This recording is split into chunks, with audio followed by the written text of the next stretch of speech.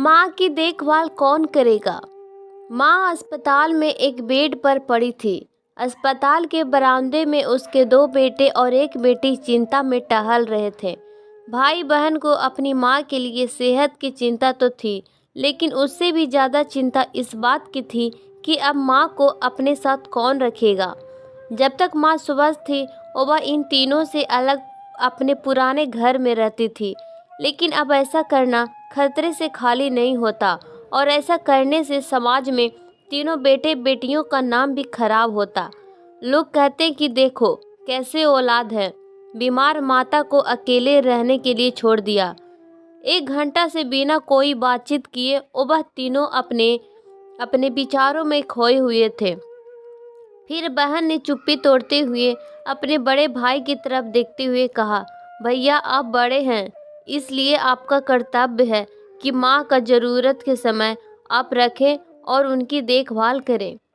छोटी बहन की बात सुनकर बड़े भाई ने पहले अपनी पत्नी की ओर देखा और बोला, मैं इस बात से बिल्कुल इनकार नहीं करता कि बड़े होने के नाते मेरा माँ का देखभाल करने का कर्तव्य नहीं है, लेकिन तुम तो जानती ही हो कि मैं और तुम्हारी भाभी दोनों ही जॉब करते हैं।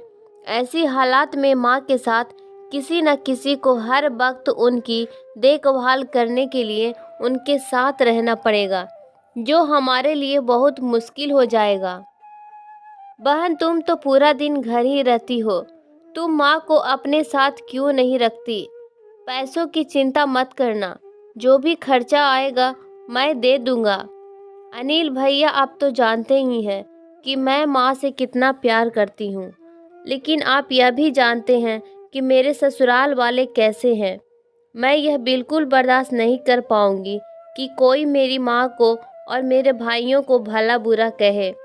इसलिए अच्छा यही होगा कि माँ को राजू भैया के यहाँ रखा जाए। बड़े अनिल भैया ने भी छोटे भाई राजू के यहाँ माँ को रखने के लिए सहमति जताई। आप यह कैसे बातें कर रहे हो? क्या आपने नहीं देखा कि माँ कभी भी मेरे घर 2 दिन से ज़्यादा रह ही नहीं पाती। उसका मेरे यहाँ मन लगता ही नहीं है, फिर कैसे वह इतने दिनों मेरे घर रह पाएगी। छोटे भाई ने अपनी असहमति जताते हुए कहा।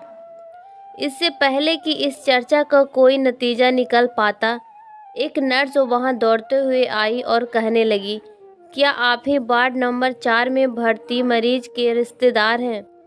आपको डॉक्टर साहब अंदर बुला रहे हैं। सभी घबरा गए और दौड़ते हुए डॉक्टर के पास पहुंचे।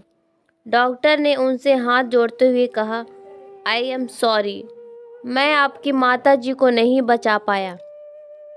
डॉक्टर की इस खबर ने सबके चेहरे पर झूठी मूठी दुख की परत तो चढ़ा दी थी, लेकिन सभी के दिल के किसी कोने में इस बात की खुशी छुपी हुई थी कि अब माँ को नहीं संभालना पड़ेगा और माँ की वजह से उन्हें परेशान भी नहीं होना पड़ेगा।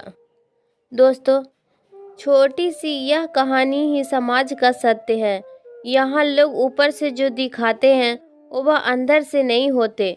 जो माँ बाप अपने 4 बच्चों को बिना किसी शिकायत के बड़े आसानी से संभाल पाते हैं, आगे चलकर ज़रूरत पड़ने पर यही 4 बच्चे मिलकर भी उन्हें नहीं संभाल पाते या नहीं संभालना चाहते।